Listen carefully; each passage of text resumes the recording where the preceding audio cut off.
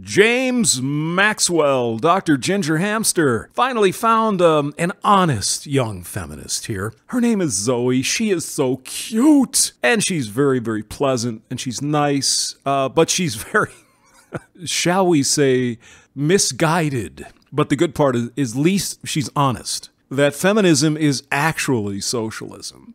Let's listen to what she has to say. Hi guys, welcome back. Hi. So today I want to talk about something that came up in the comment section of my video from yesterday. Okay, she did a video on feminisms versus feminism.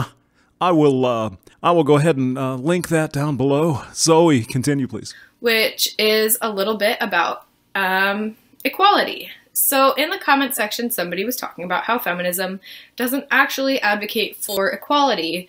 It gives to women and takes away from men. That's generally true. Yeah. The problem is, Zoe, when the government is in charge of something and they go for equality or equal outcome or whatever, somebody's got to pay the piper. I mean, this is not free. There's not a magical unicorn shitting out gold eggs.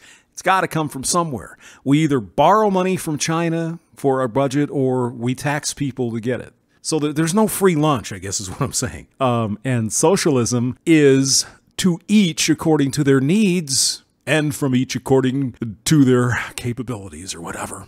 That's more communism, but it's the same general idea. A command and control economy commanded by the leaders at the top. Yes, everybody except the, top 5 or 10% in the Soviet Union were equally miserable, but they were equal. Is essentially what they were saying. That's exactly right.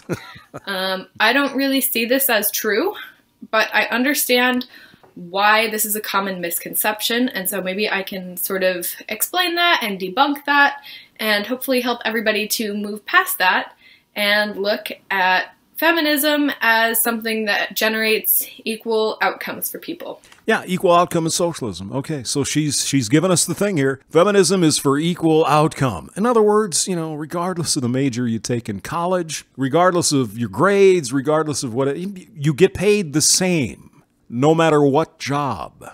You could be a doctor, you're making $10 an hour. You could be, picking up trash for a living, you're making $10 an hour. You could be a physicist making the next nuclear fusion engine, you're making $10 an hour. Of course, the problem here, Zoe, is why would anybody be interested enough to go take nuclear physics if the paycheck at the other end is the same as basically sloughing off and doing not much with your life? But I'll let you explain. Go on ahead. So if you Google equity versus equality. Yeah, I see a bunch of stuff. There's apple trees and there's baseball games and stuff. You'll probably see a diagram with 3 people and a giant apple tree. Okay, yes. And there's a tall one, there's a middle one, and there's a short guy. Okay, tell us what socialism is going to do for us. So in the side that would say equality, each person would have the same size stool or no stools at all. Well, actually, depending on the diagram you use, if you use the baseball one, everybody starts out with no stools. And the other 2 people who are medium and short, they each get a stool and 2 stools. So the tall guy doesn't get a stool. That's not fair. In the side that would be equity, each person has a stool that is the appropriate height to boost them up so that they can pick the same amount of apples as everybody else. Here's another way you could probably handle this situation and not get the government involved. Say we all start out and we each have a stool or whatever. The tall guy who doesn't need a stool could lend his stool to the second guy. He could pick a bunch of apples. And of course, the tall guy doesn't need the stool. And when the middle guy is done picking apples, he could give his 2 stools to the third guy. So the short guy could get up there and, pick some apples. Or maybe the tall guy could say, look, hey, short guy, I'll give you my stool if you give me 5 apples to use it. Or whatever. There are ways. You see, the first thing I described was charity. We care about other people. People don't have the same skill set we do. We try to work together. After all, humans survived now for a couple 100,000 years. Another thing that could be done is say, look, the tall guy, he wants some Buffalo Wild Wing chicken eggs, but they're in a cave that's very, very short. So the short guy could say to the tall guy, look, if you pick me 10 apples, I will go into the cave and get you 10 eggs, and we'll just trade the apples. Seems like a fair trade. It doesn't have to be socialism, is my point. This is the principle behind feminism. Socialism, right. Equal outcome. Regardless of what you do, you should get whatever helping hand you think you need to make yourself evil with the bourgeoisie. And in a current year, that would be the white man, right? Zoe, are you going to mention that? So if you think about the basis for the feminist movement, which a lot of it was the right to control one's own body. Except if you were a man. You notice the feminists didn't really give much of a fuck about the draft. It's the same situation, you see. If I'm part of the draft, I have no say what the government does with my body. Do I? Not a restriction women have. They don't have to sign up for the draft. But please, tell me about how you don't want the government in your body. But for men, we don't give a shit. Fuck them. Let them go get Buchanan fodder. Or the right to vote. There were most states in the country before the voting amendment in 1919 or 1920. Most states allowed women to vote in some manner. There were about 15 states that women could vote on everything. And then some states had lesser voting rights for women and lesser, and then some had none. But yeah, there was voting for women before the amendment. You just didn't hear about that because that would take away from your victimhood narrative, wouldn't it, Zoe? The reason why women were advocating on behalf of women for these things is because these were rights that men already had. We had no right to, we were drafted. We didn't have a say in that. So I guess we did not have control of our own bodies. So both didn't have that right. But today, Zoe, you have that right, but I still don't as a man. But please continue. That being said, these were normally white men who had these, and that's why... Did you say white men? The evil patriarchy. We sort of bring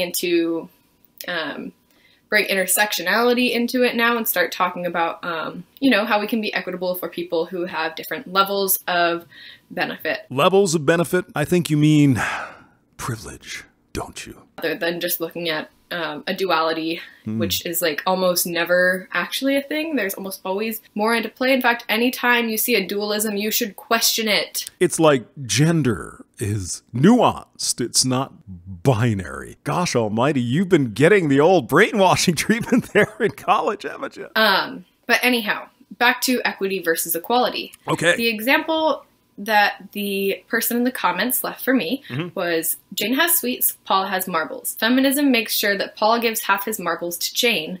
Feminism now sees equality. Feminism does not advocate for Paul to have half the sweets. Feminism is in fact a treason to men. You see, a fair trade would be, I will trade you 5 pieces of candy for 5 marbles. But that's not really what feminism wants. Let me try to illustrate with some simple examples for you. Say I have a college, Hamster University. I've got 100 students. Currently in the United States, 60% of students in college are women. 40% are men. Say I wanted to make that reflective of the population of the country. I would need 51% of those seats to be women, 49% to be men. Thus, 9 women could not attend college anymore, and we'd have to add 9 men. Would you find that equitable, Zoe? No. There would be protests in the streets and shit getting burned down by feminists because that would be unfair to the oppressed women. If I had an electronics company with 100 engineers, 20 of them were women and 80 of them were men, and to make it equal 51-49, 31 men would have to give up their jobs. So when you say it's taking nothing away from men, you are full of shit. Of course it's taking something away from men. It's a zero-sum game, Zoe. You should really think about these things. So that sort of implies that what feminism is looking for is for men to give to women. Correcto, as I just explained. This is not true. Yes, it is. This is absolutely, completely false, actually. In your opinion, it's false. But trust me, it's not. Because feminism argues that there should be some level of reciprocity that allows for everybody to have equal benefits. I agree. So, if Jane wants 5 marbles and, Johnny has 10, he could trade for 5 pieces of candy. Then they'd all have the same. That's not necessarily what feminism wants. You can see in my examples in the college, there would be riots in the streets if we wanted to get equality.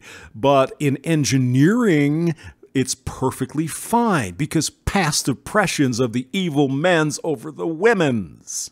Since the men, white men in particular, are the oppressors, it's perfectly okay for the oppressed to take shit from the oppressors.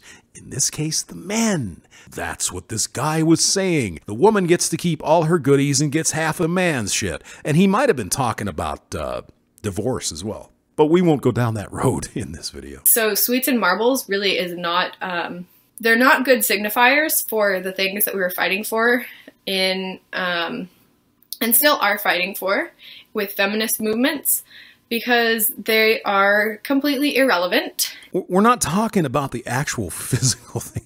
We're talking, Zoe, I know you know. We're not talking about marbles and candy, but go ahead. And they are goods that cannot, I don't know the word for this. I think you're looking for fungible, but go ahead. I should have done more research, but I would say you should have, yes. They are things that one person's stock of will diminish by giving it to somebody else. It's funny because these kids get in there and they take Gender Studies 101 and it's, I know everything. Oh, my daughter was this way. Oh, yeah, I took a class in oppression and, black studies or whatever. And go and here's all this stuff and you're an evil racist.